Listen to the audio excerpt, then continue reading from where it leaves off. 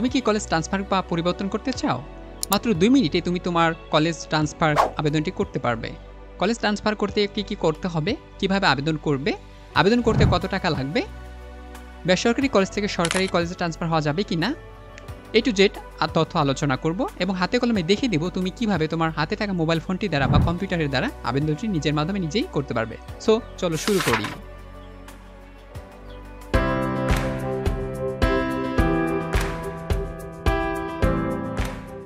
So transfer তুমি চাইলে দুইভাবে ট্রান্সফার নিতে পারো, একটি হচ্ছে অনলাইন ট্রান্সফার আর একটা হচ্ছে offline transfer. So online transfer বিষয়টি হচ্ছে তুমি ফোন বা কম্পিউটারের মাধ্যমে ট্রান্সফারের কার্যক্রম পরিচালনা করতে পারো, আর একটি হচ্ছে অফলাইন ট্রান্সফার। অফলাইন ট্রান্সফারটা মানে হচ্ছে তোমাকে সরাসরি লিগে কার্যক্রম সম্পূর্ণ করতে হবে। সো অনলাইনে যে ট্রান্সফারটা করা হয় তাকে বলা হয় ইটিসি ট্রান্সফার, আর অফলাইনে যে ট্রান্সফারটা করা হয় তাকে বলা হচ্ছে বিটিসি ট্রান্সফার। এখন ইটিসি ট্রান্সফারটা কি বিষয়টি আমি পরিষ্কার করে বলছি, তোমরা জাস্ট বোঝার চেষ্টা করো, তাহলেই বুঝতে পারবে। ধরো তুমি ঢাকা শহরে বসবাস করো, এই ঢাকা শহরের ভিতরেই তুমি যে কোনো একটি কলেজে ট্রান্সফার নিতে চাচ্ছ, সেই ক্ষেত্রে তোমাকে ইটিসি ট্রান্সফার করতে হবে। অথবা তুমি রাজশাহী জেলা শহরে পড়াশোনা করতেছো, তো রাজশাহী জেলা শহরে যতগুলো কলেজ রয়েছে সরকারি বেসরকারি সবগুলো কলেজে তুমি কিন্তু ট্রান্সফার নিতে পারবা, অর্থাৎ শুধু রাজশাহী সিটির ভিতরে।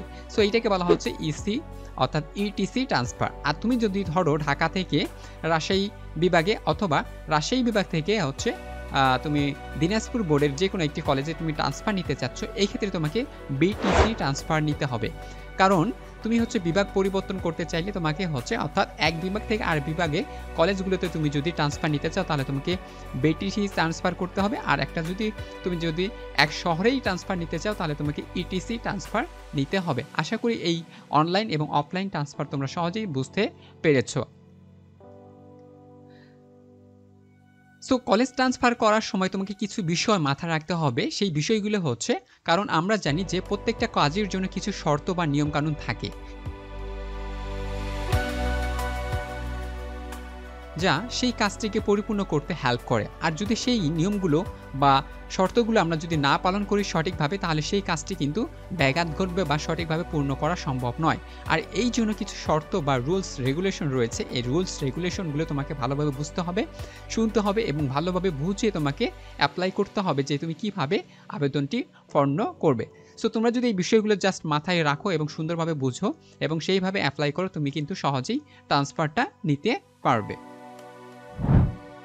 সো যে বিষয়গুলো খুবই ইম্পর্টেন্ট সেই বিষয়গুলোর মধ্যে প্রথমে রয়েছে সেটি হচ্ছে কলেজ ট্রান্সফার কি, কিভাবে ট্রান্সফারে আবেদন করতে হয়। সো কলেজ ট্রান্সফার বিষয়টি হচ্ছে এমন যে তুমি এক কলেজ থেকে আরেক কলেজে পরিবর্তন হতে পারো, অথবা তুমি যেই কলেজে পড়াশোনা করছো সেই কলেজ ছাড়া তুমি অন্য কলেজেও যেতে পারো। একেই বলা হচ্ছে কলেজ ট্রান্সফার অর্থাৎ কলেজ পরিবর্তন করা। তোমার যেখানে ভালো লাগবে পড়াশোনা করতে তুমি সেখানে গিয়ে পড়াশোনা করতে পারো তোমার মন মতো যে কোনো একটি কলেজে, সেটা বেসরকারিও হতে পারে সরকারিও হতে পারে। সো কিভাবে ট্রান্সফারে আবেদন করতে হয়, সো আমি বলেছি কিভাবে ট্রান্সফারে আবেদন করতে হয়, একটি হচ্ছে অনলাইনের মাধ্যমে আর একটি হচ্ছে অফলাইনের মাধ্যমে তুমি ট্রান্সফারে আবেদন করতে পারবে। এখন তোমার যেটা ভালো লাগে তুমি সেটাই করবে। সো এই ক্ষেত্রে তোমাকে কি কি করতে হবে সেটা পরবর্তীতে আমি সুন্দরভাবে বুঝাবো বা বলে দেবো, তুমি জাস্ট আমার নিয়মগুলো বা কথাগুলো ফলো করলেই তুমি কিন্তু সঠিকভাবে আবেদনটি করতে পারবে। কলেজ ট্রান্সফার কবে থেকে শুরু হবে, কলেজ ট্রান্সফার কবে থেকে শুরু হবে এটা সঠিকভাবে বলা সম্ভব না, কারণ যেহেতু এখন দেশে বিভিন্ন পরিস্থিতির কারণে সময়গুলো পিছিয়ে যাচ্ছে, যার কারণে অনেক কার্যক্রমগুলোও কিন্তু পিছিয়ে যাচ্ছে, যার কারণে কলেজ ট্রান্সফারে আবেদনটি বা নোটিশটি কবে প্রকাশ হবে সেটা এখন বলা সম্ভব নয়। তবে আমরা যেটা জানি বা অন্যান্য সময়গুলো থেকে করে আসছে প্রতি বছরে, সেটা হচ্ছে 6 মাস 5 মাস বা 4 মাসের মতো আর সময় পর কিন্তু কলেজ ট্রান্সফার বা টিসির যে নোটিশ চলে আসে সেটা কিন্তু দেওয়া হয়। অর্থাৎ তোমাদের ফর্ম ফিল আপ বা তোমাদের যত যাবতীয় ডকুমেন্টস রয়েছে এগুলো কিন্তু বোর্ডে যাওয়ার পর সেগুলো ডকুমেন্টস সম্পূর্ণ করার পর তারা কিন্তু সেই কলেজ ট্রান্সফারের টিসি বা নোটটি তারা কী করে অর্থাৎ নোটিশটি তারা কী করে প্রকাশ করে থাকে। যত তাড়াতাড়ি তারা এই ডকুমেন্টগুলো ফর্ম ফিল আপ বা বিভিন্ন তথ্যগুলো তোমাদের হালনাগাদ করতে পারবে, তত তাড়াতাড়ি তারা কিন্তু কলেজ ট্রান্সফার বা টিসি যে নোটিশটা রয়েছে তারা কিন্তু প্রকাশ করবে। এক এক বোর্ডে এক এক সময় তারা প্রকাশ করতে পারে, তবে আমরা সাধারণত জানি সেটা হচ্ছে 3-4 মাস 5 বা 6 মাসের মতো সময় নেয় প্রত্যেকটা বোর্ডে, এবং তারপরে তারা কলেজ ট্রান্সফারের নোটিশটা তারা কি করে থাকে, প্রকাশ করে থাকে। সো তোমরা বুঝতেই পারছো তোমার যে কলেজটি ভালো লেগেছে বা ভালো লাগেনি, তোমাকে কিন্তু 6 মাসের মতো সেই কলেজে কিন্তু পড়াশোনা করতে হবে, ভালো লাগুক বা না লাগুক। কলেজ ট্রান্সফার কিভাবে করতে হয়, সো কলেজ ট্রান্সফার দুইভাবেই করা যায়, একটা হচ্ছে অনলাইন আর একটা হচ্ছে অফলাইন। সো তুমি চাইলে অনলাইনের মাধ্যমে করতে পারো, আরেকটা চাইলেও সেটা অফলাইন। সো অফলাইনের মাধ্যমে কিছু করতে গেলে বা তুমি যদি ট্রান্সফার করতে যাও সেক্ষেত্রে একটু পরিশ্রম বেশি হবে, আর অনলাইনে করতে গেলে একটু পরিশ্রম কম হবে এবং তুমি কিন্তু সেটারও সুযোগ আবার কিছু অসুবিধা রয়েছে। কিছু সুবিধাও পাবা, কিছু অসুবিধাও পাবা। সো তোমাকে ভাবতে হবে যে তুমি কি করতে চাচ্ছ। কলেজ ট্রান্সফারের কার্যক্রম কিভাবে করতে হয়? সো কলেজ ট্রান্সফারের কার্যক্রমগুলো কিভাবে করবা, অর্থাৎ আবেদনটি তুমি কিভাবে করবা, এই কার্যক্রমটা আমি একটু শেষে তোমাদের সুন্দরভাবে বুঝিয়ে দেব অনলাইনের মাধ্যমে এবং হাতে কলমে, যাতে করে তুমি সহজেই 2 মিনিটের মধ্যেই তুমি কি করতে পারো, আবেদনটি পূর্ণ করতে পারো এবং সকল তথ্য তুমি সেখানে কি করতে পারো, সেন্ড করতে পারো, অর্থাৎ সাবমিট করতে পারো। সরকারি কলেজ থেকে বেসরকারি কলেজে ট্রান্সফার হওয়া যাবে কি? অবশ্যই সরকারি কলেজ থেকে বেসরকারি কলেজে ট্রান্সফার হওয়া যাবে, তবে এখানে কিছু শর্ত রয়েছে। সেই শর্তগুলো হচ্ছে অবশ্যই তোমাকে জিপিএ ভালো হতে হবে, তারপরে হচ্ছে তোমার মার্কস ভালো থাকতে হবে, তারপরে সেই কলেজে সিট ফাঁকা আছে কিনা সেগুলো তোমাকে খেয়াল রাখতে হবে, সেই কলেজের প্রিন্সিপাল তোমাকে সেই কলেজে নিবে কিনা, আবার তুমি যেই কলেজ থেকে যেতে চাচ্ছ সেই কলেজের প্রিন্সিপাল তোমাকে ছেড়ে দিবে কিনা বা তারা ভর্তি বাতিল করবে কিনা, ভর্তি বাতিল না, অর্থাৎ তোমাকে সেই কলেজ থেকে তারা পাঠাবে কিনা ওই কলেজে, এই বিষয়গুলো কিন্তু তোমাকে মাথায় রাখতে হবে, তারপরেই তুমি কিন্তু সেই আবেদনটি করতে পারবে। এরপর রয়েছে বেসরকারি কলেজ থেকে সরকারি কলেজে ট্রান্সফার হওয়া যাবে কিনা। একই কথা, তুমি বেসরকারি থেকেও সরকারি কলেজে যেতে পারবা, আবার সরকারি থেকেও বেসরকারি কলেজে আসতে পারবা, এখানে কোনো ধরা বাঁধা নিয়ম নেই।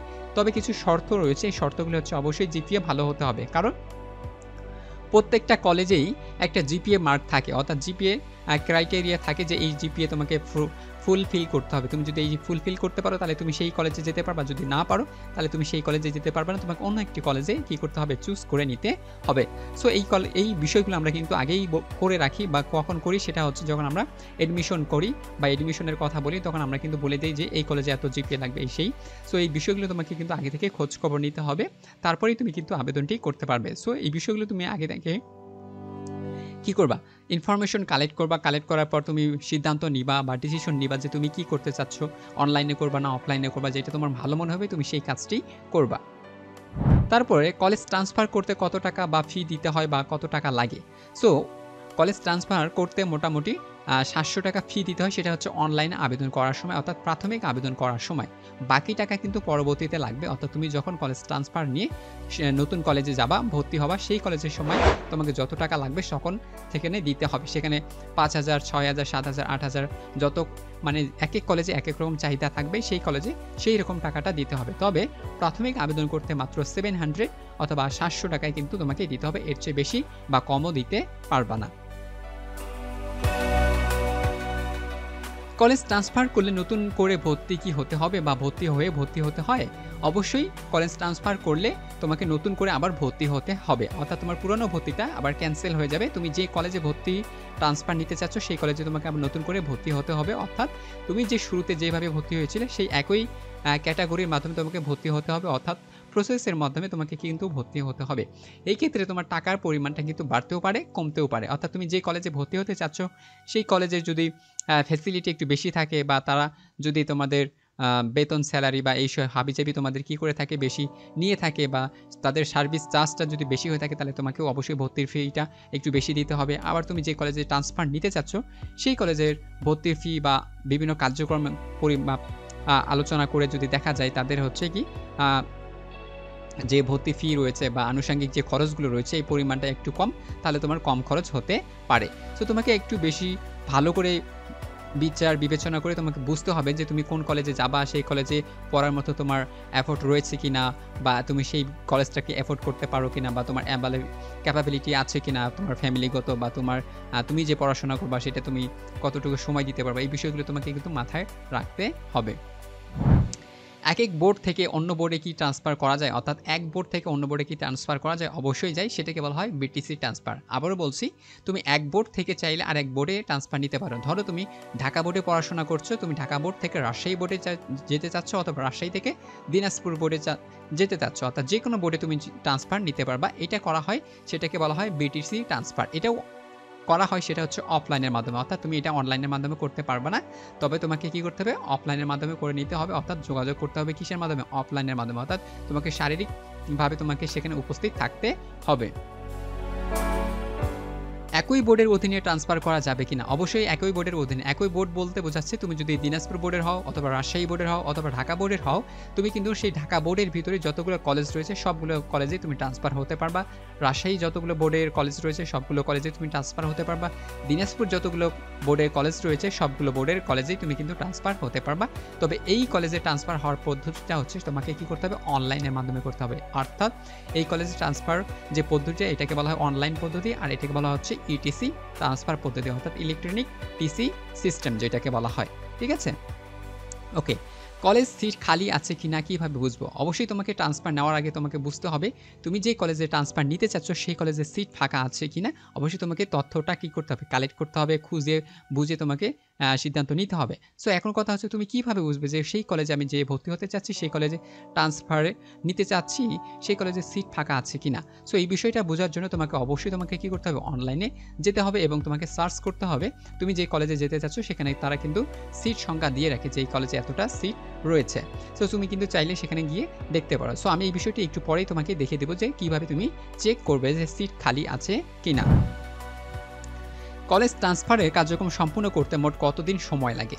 সো এমন একটি বিষয় সেটা হচ্ছে কলেজ ট্রান্সফার সম্পূর্ণ করতে মোটামুটি 15 থেকে 30 দিনের মতো, অর্থাৎ 1 মাস সময় লাগে। কারণ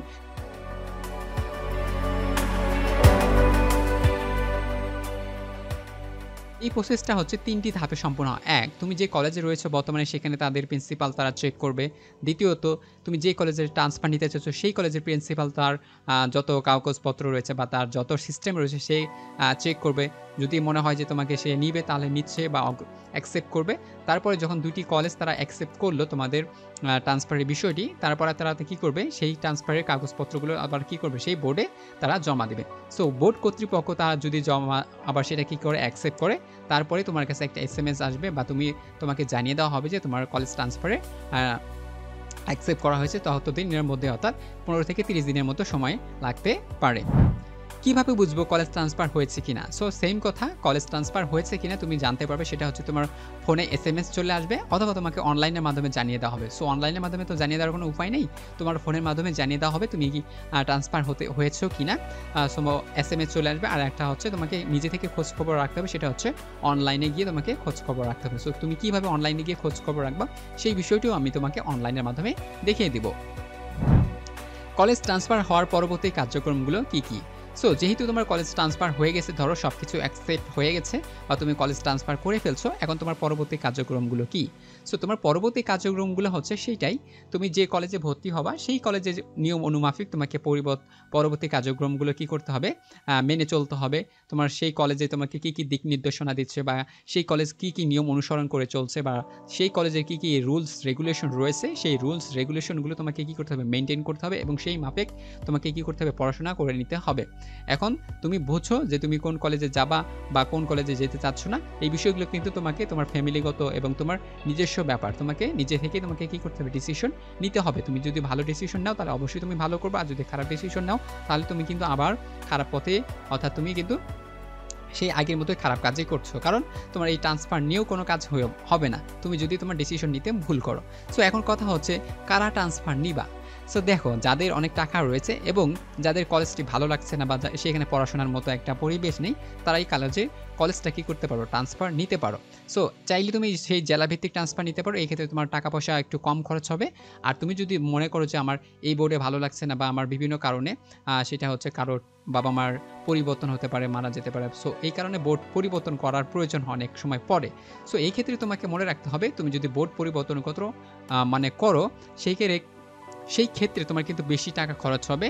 কারণ এখানে হচ্ছে অফলাইনের মাধ্যমে করতে হয়, যাওয়া আসা খরচ রয়েছে, বিভিন্ন কার্যক্রম রয়েছে, এই ক্ষেত্রে তোমাকে কিন্তু অনেক বেশি টাকা খরচ করতে হবে। আর তুমি যদি একটি জেলার ভিতরে বিভিন্ন কলেজ পরিবর্তন করতে চাও সেক্ষেত্রে তোমাকে অল্প টাকার ভিতরে তুমি কি কাজটা করতে পারবা। এখন দেখো, তোমার টিসি নিতে অনেকগুলো টাকা চলে যাচ্ছে, 5, 6, 7, 8, 9, 10 হাজারের মতো বা 15 হাজারের মতো টাকা কিন্তু শেষ হয়ে যাবে। এই 15,000 টাকা দিয়ে তুমি কিন্তু চাইলেও তোমার কলেজটি যদি ভালো না হয় বা সেখানে পড়াশোনার কথা পরিবেশ যদি না থাকে, তুমি কিন্তু বাইরে থেকে প্রাইভেট পড়ে সেই তোমার যে পড়াশোনার চাহিদাটা রয়েছে এটা তুমি কি করতে পারো পূর্ণ করতে পারো। এই যে 15,000 টাকা, এই 15,000 টাকা কিন্তু কম না। তুমি চাইলে সারা বছর পড়া প্রাইভেট পড়েও কিন্তু তুমি কি করতে পারবা না, শেষ করতে পারবা না। সো এটা হচ্ছে একটা বুদ্ধিমানের কাজ বা ব্রিলিয়ান্ট থট। তুমি চাইলে কিন্তু সেই 15,000 টাকা দিয়ে প্রাইভেট পড়ে তোমার যে পড়াশোনার যে গ্যাপটা থাকবে সেটা কিন্তু তুমি পূরণ করে নিতে পারো। কারণ একটা কলেজ অনেক সময় দেখা যায় ভালো হইলেও সেখানকার নিয়ম কানুন বা অনেক ধরনের থাকে। সো ওই নিয়ম কানুনের ভিতরে দেখা যাচ্ছে অনেক সময় পড়াটা কাভার হয় না। তোমাকে আউটসাইড থেকে তোমার পড়াটা কাভার করে নিতে হবে। একটা কলেজের সম্পূর্ণ তুমি কিন্তু নির্ভর করতে পারো না। তোমাকে আউটসাইড থেকে অবশ্যই পড়াশোনা করতে হবে। তুমি যদি মনে করো যে তোমার অনেকটা পড়াশোনা করার দরকার তাহলে তোমাকে অবশ্যই বাইরে থেকে পড়াশোনা করতে হবে। আর তুমি যদি মনে করো যে না আমার কলেজে যাটুকু পড়াচ্ছে, যতটুকু পড়াচ্ছে ওইটুকুর ভিতরেই তোমার হয়ে যাচ্ছে তাহলে তোমাকে আর কোনো কাজ করতে হবে না। সো আশা করছি তোমরা সকলেই বুঝতে পারছো কি কি করতে হবে। সো এই কাজগুলো তোমরা জাস্ট সঠিক নিয়ম মানে করো তাহলেই বুঝতে পারবে। এখন চলো আমি তোমাদের আবেদনটি কিভাবে করতে হয় অনলাইনের মাধ্যমে দেখাচ্ছি। তুমি চাইলে তোমার ফোন ইউজ করেও করতে পারো অথবা ল্যাপটপ কম্পিউটার মাধ্যমে তুমি কিন্তু করে নিতে পারো। সো ডিয়ার স্টুডেন্ট, কীভাবে আবেদন করবে? জাস্ট 2 মিনিট সময় লাগবে তোমাদের আবেদন করতে। তোমার হাতে থাকা মোবাইল ফোনটি দ্বারা অথবা ল্যাপটপ কম্পিউটারের মাধ্যমে তুমি আবেদনটি করতে পারবে। সো আবেদন করার জন্য তুমি যে কোনো একটি ওয়েব ব্রাউজার ইউজ করতে পারো। আমি গুগল ক্রোম ইউজ করছি। এখানে এসে তুমি জাস্ট সার্চ করবে যে কোনো শিক্ষা বোর্ড। তুমি যদি ঢাকা শিক্ষা বোর্ড হও, রাজশাহী শিক্ষা বোর্ড হও বা দিনাজপুর শিক্ষা বোর্ড হও, যে কোনো একটা শিক্ষা বোর্ড সার্চ করে নিবা। ঠিক আছে, সার্চ করার পর তোমরা এখানে চলে আসবা। সো এরকম একটা ফর্ম আসবে অর্থাৎ ইটিসি, ওখানে লেখা আছে উচ্চ মাধ্যমিক, মাধ্যমিক ও উচ্চ মাধ্যমিক শিক্ষা বোর্ড ঢাকা। সো এই যে টিসি ফর্মটি তোমরা এখানে এসে সার্চ করলেই পেয়ে যাবা। সো এখানে এসে তোমাদের কি করতে হবে? পূরণ করতে হবে। সো কীভাবে পূরণ করবা দেখো। সো এখানে যে তথ্যগুলো দেওয়া আছে বলছে ইটিসি ক্লাস, অর্থাৎ তুমি কোন ক্লাসের জন্য পরিবর্তন করতে চাচ্ছ। এখানে অপশন দেওয়া রয়েছে 9, 10, 11, 12 দেওয়া আছে। তারপর হচ্ছে পাসিং ইয়ার, তুমি কত সালে পাস করেছো। রেজিস্ট্রেশন কার্ড এখানে ফুলফিল করবা। তারপরে হচ্ছে রোল নাম্বার রয়েছে, এখানে রোল নাম্বার দিবা। তারপরে রয়েছে স্টুডেন্ট নাম, তোমার স্টুডেন্টের নাম কি হবে। তারপরে ফাদার্স নেম, মাদার্স নেম। তারপর হচ্ছে মোবাইল নাম্বার, একটা সচল মোবাইল নাম্বারটা দিবা, কারণ এই মোবাইল নাম্বারে তোমার কিন্তু SMS যাবে যে তোমার হচ্ছে আবেদনটি অ্যাকসেপ্ট হয়েছে কিনা বা তোমার অ্যাপসে। তারপর হচ্ছে বিভিন্ন তথ্যগুলো তোমার এই মোবাইল ফোনে কি করা হবে?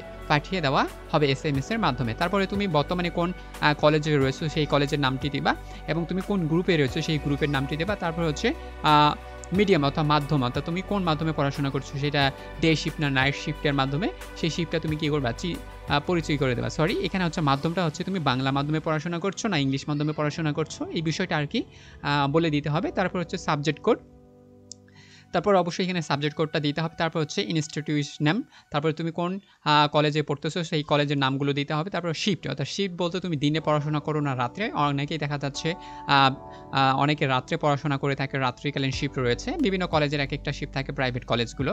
সো তোমরা এই তথ্যগুলো আর কি সুন্দর করে এখানে ফুলফিল করে দেবা। তারপরে রয়েছে কসেস অফ টিসি, অর্থাৎ তুমি কী কারণে টিসিটা নিতে চাচ্ছ সেই কারণটা এখানে দেওয়া রয়েছে। তুমি এখান থেকে আর কি টিক চিহ্ন দিয়ে দেবে। তুমি যদি পিতামাতার বদলি হিসেবে দিতে পারো, বাসস্থান পরিবর্তন, যাতায়াত সমস্যা বা আর্থিক অসচ্ছলতা যদি হয়ে থাকে তোমাদের, অবশ্যই সঠিক কারণটা এখানে দিয়ে দিবা, তাহলে তোমার টিসিটা হয়ে যাবে। সো এটাই ছিল তোমাদের টিসি অ্যাপ্লিকেশনটা কীভাবে পূরণ করবা। এরপর দেখো আবেদনের শেষ অবস্থা দেখতে হবে। তুমি যেহেতু আবেদনটা করেছো, এখন সেই আবেদনটা অ্যাকসেপ্ট হয়েছে কিনা বা গ্রান্টেড হয়েছে কিনা সেটা তুমি কীভাবে চেক করবে। সেখানেও একই অবস্থা তোমাকে এখানে এসে তোমাকে চেক করতে হবে। তুমি এখানে যদি ক্লিক করো তাহলে তুমি এখানে দেখতে পাবা তোমাকে কী করতে হবে। টিসি ক্লাস, এখানে সব কিছু ডাটা দিতে হবে, রেজিস্ট্রেশন ইনফরমেশন দিতে হবে, বোর্ড নম্বর দিতে হবে। তারপর হচ্ছে সিকিউরিটি কোড, অর্থাৎ তুমি যে অ্যাপ্লিকেশন যখন করবা তোমাকে একটা অ্যাপ্লিকেশন পাঠানো হবে, সেই অ্যাপ্লিকেশন কোডটা কিন্তু এখানে দেওয়া থাকবে, অর্থাৎ সিকিউরিটি কোড থাকবে।